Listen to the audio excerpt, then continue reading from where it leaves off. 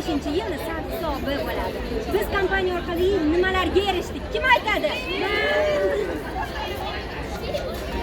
2025-yilda 3 ta yo'qdan va o'zimizlar Vyetnam sayohatini bordik. Yo'qdik, mashina oldik, bundan tashqari Kipr sayohatini o'tishga harakat qilyapmiz.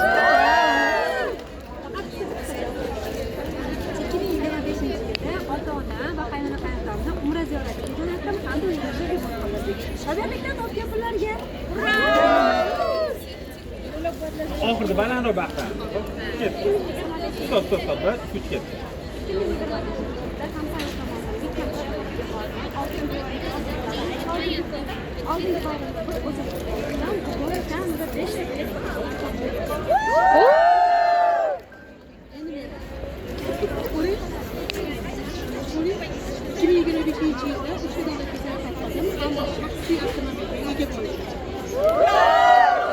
Bu hammasi haqiqat. Sababi kompaniyasi orqali bugungi kunda boshlanib, o'zbekimni go'zal ayol qizlar eng zo'r natijada bo'lishyapti.